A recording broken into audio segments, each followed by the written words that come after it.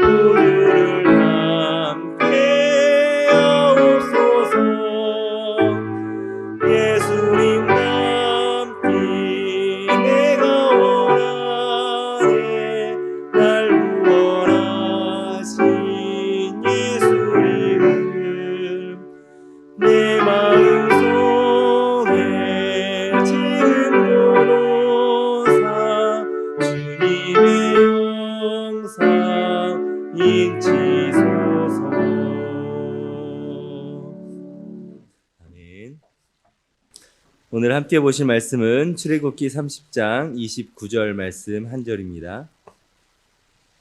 출애굽기 30장 29절 한 절 말씀을 우리 같이 한 목소리로 합독하겠습니다. 그것들을 지극히 거룩한 것으로 구별하라. 이것에 접촉하는 것은 모두 거룩하리라. 아멘. 거룩한 주일입니다. 또 한 주의 시작인데 이번 한 주도 하나님 말씀 가운데 거룩하게 승리하는 우리 모든 영락의 성도 되시기를 예수님의 이름으로 축원합니다. 간혹 주례 부탁을 받으면 주례할 그 부부, 예비 부부와 차를 마시거나 식사를 하면서 이렇게 상담을 하고 면담을 합니다. 기독교 예식에서의 주례는 단순한 어떤 인생의 선배로서 조언하는 것만이 아니라 하나님 앞에서 증인으로서 서는 것이기 때문에 좀 더 가까이 대하기를 원하고, 또 어떻게 만났는지, 또 그 인생의 목적, 또 결혼의 그 최종 골은 무엇인지에 대해서도 심도 있게 이야기를 나누고 하곤 합니다. 그렇게 이야기하면서 가장 중요하게 이야기하는 것 중에 하나는 바로 이겁니다. 결혼의 목적이 무엇이냐. 많은 사람들은 자신의 행복을 위해서 결혼을 하지만 한 명으로는 부족하기 때문에 나의 부족함을 채우기 위해서 다른 한쪽을 찾는 그런 목적으로 결혼을 하지만, 결혼의 목적은 나의 부족함을 채우기 위함이 아니라 어떤 자신의 만족이나 행복을 위해서 결혼하는 것이 아니라 딱 한 가지 이유, 그리스도인에게 한 가지 이유를 들라고 한다면 다른 것이 아니라 거룩이라는 것입니다. 거룩을 위해서 결혼도 하는 것이고, 거룩을 위해서 아이도 낳고 삶을 살아가는 것이죠. 사실 이것은 비단 결혼만이 아니라 그리스도인들의 모든 삶의 목적이 이것입니다. 우리가 생명을 가지고 이 땅에 살아오는 것, 구원받은 자로서 살아가는 것은 다른 것에 목적이 있는 것이 아니라 거룩을 위해서 살아간다는 것이지요. 사실 하나님께서 이스라엘 백성을 애굽에서 건져내시고 무엇을 가르치시느냐, 다른 것이 아니라 거룩한 삶을 가르치시는 것입니다. 우리가 지금 출애굽기를 쭉 읽고 있고, 또 레위기도 읽을 것이고, 민수기, 신명기 이렇게 중요한 모세 오경을 읽어가면서 아침마다 묵상하는데, 이 많은 말씀들, 하나님이 이스라엘을 구원하시고 가르치시는 한 가지 이유가 무엇이냐? 이제 너희는 구원받았으니 거룩한 자로 살아야 된다. 그리고 그 방법에 대해서, 그 삶에 대해서 가르치고 있다는 것입니다. 여러 번 강조하는 이야기지만 사실 절대 잊지 말아야 될 것이, 구원이 먼저이겠습니까? 율법, 거룩을 위한 율법이 먼저이겠습니까? 다시 이야기한다면 출애굽이 먼저이겠습니까? 시내산 율법이 먼저이겠습니까? 당연히 출애굽이 먼저입니다. 하나님은 자격 없는 자를 여전히 종노릇하고 노예 생활을 하고 있는 자격 없는 이스라엘 백성을 먼저 건져내시고, 여전히 노예 의식에 빠져 있지만 그들에게 율법을 주시면서 이제 이 율법대로 살아라. 너희는 노예가 아니라 하나님의 백성이니 하나님 백성답게 살아라. 거룩하게 살라고 주는 것이 바로 십계명 율법이라는 것이에요. 그래서 하나님의 구원이 더 먼저고 중요하지만, 그럼에도 우리가 잊지 말아야 될 것은 하나님께서 이스라엘을 구원한 목적이 무엇이냐? 바로 거룩한 하나님의 백성이 되게 하기 위함이라는 것이죠. 다시 이야기한다면 구원하신 목적이 무엇이냐? 건져내신 목적이 무엇이냐? 거룩하게 하기 위해서라는 것입니다. 즉 우리 그리스도인들의 삶, 구원받은 자의 삶의 목적은 거룩을 위해서 걸어가야 된다는 것이죠. 내가 구원받았으니 다 이루었다. 더 이상 무엇이 필요하냐? 천국 가니까 다 된 것 아니냐? 거기에 그치면 되는 것이 아니라 이제 구원받았으니 거룩한 자로 살아야 된다는 것입니다. 즉 거룩한 삶이 구원의 완성인 것이죠. 그래서 사도 바울은 신약에서 너희 구원을 이루어라 라고 우리에게 권면도 하고 있다는 것입니다. 하나님께서 우리에게 율법을 주신 까닭이 무엇이냐? 바로 거룩한 삶을 살라고 주셨다는 것입니다. 그렇기에 구원받은 우리들, 주일날 새벽부터 이렇게 말씀 앞에 서시는 분들, 또 영상으로 또 하루를 말씀 가운데 살려고 하는 노력하는 우리 성도님들은 구원받은 자가 대부분일 터인데, 구원받은 자로서 어떻게 거룩하게 살아가야 될 것인가, 그것에 우리의 삶의 목적을 두고 목숨을 걸고 지켜나가야 된다는 것이죠. 바리새인처럼 율법적으로 문자적으로만 율법을 지킬 것은 아니지만 그 율법을 최대한 지키기 위하여 순종하며 살아가야 된다는 것입니다. 오늘 읽은 본문 30장은 이제 성막에서 사용하는 기구들에 대한 설명을 다 마무리하면서 이제 그 사람들이 만든 그 기구들, 나무로 만들기도 하고 금으로 만들기도 하고 막 이런저런 것들로 만든 세상에 속한 재료들로 만든 것들을 이제 거기다가 관유를 부어서 거룩하게 하는 일들에 대해서 설명을 하고 있습니다. 관유, 거룩한 기름, 그리고 또 이제 향에 대해서 이야기하면서 이제 이것을 만드는 제조법을 이야기하는 것이죠. 모략에 계피를 섞고 육계와 창포라는 어떤 식물들, 가루들 이런 것들을 섞은 다음에 감람류를 넣어서 만들어라 라고 합니다. 그런데 정량이 정해져 있어요. 정확한 정량을 알려주십니다. 그 방식대로 만들려고 하는 것이죠. 계피는 이 정도 넣고 모략은 이 정도 넣고 다 정해준다는 것입니다. 그래서 아무나 만드는 것도 아니고 부살렐이라고 하는 특별한 기술자에게 그것을 만들려고 하는 것입니다. 그리고 나서 무엇이라 말씀하시느냐? 37절, 38절에 이렇게 얘기해요. 너가 하나님 여호와를 위하여 만들 향은 거룩한 것이니 너희를 위하여는 그 방식대로는 만들지 말아라. 냄새를 맡으려고 이 같은 것을 만드는 모든 자는 그 백성 중에서 끊어질 것이다 라고 엄포를 놓는 것입니다. 그리고 앞에서 7절에서 9절에서는 이렇게 얘기해요. 이 향을 대대로 여호와 앞에 피워라 라고 명령하면서 다른 향은 피우지 말라 라고 이야기합니다. 정해진 것, 하나님이 가르쳐 주신 대로 만들어서 사용을 하고 이것은 거룩한 것이니 개인적으로 향을 맡기 위해서 이런 식으로 만들지 말아라. 다른 향으로는 만들지 말아라 라고 경고를 하는 거예요. 이런 하나님의 명령을 가볍게 여겼다가 죽은 사람이 있죠. 바로 아론의 첫 번째 장남과 둘째 아들인 나답과 아비후가 레위기 10장에 첫 제사를 드리면서 다른 불로 제사를 드렸다가 죽었다는 것입니다. 왜 그랬느냐? 여러 가지 이유를 들 수 있겠지만 표면적인 이유는 딱 이겁니다. 여호와께서 명령하시지 않은 다른 불을 담아서 드렸다는 거예요. 여기서 다른 불이라는 것은 낯선 불, 애쉬 자라라고 해가지고 낯선 불입니다. 익숙하지 않은 외부에서 온 것이라는 것이죠. 하나님이 정하시지 않은 그런 불로 향을 피우고 또 그 제사를 드렸다가 하나님의 명령대로지 않았다가 그 첫 제사를 드리는 그런 거룩하고 또 어떤 기쁨의 잔치지 않겠습니까? 그런데 그럴 때 나답과 아비후가 죽는 사건이 레위기 10장에 나온다는 것입니다. 사실 구약의 복잡한 제사법을 읽으면서 이성의 시대를 사는 우리가 보기에는 이런 질문을 할 수 있습니다.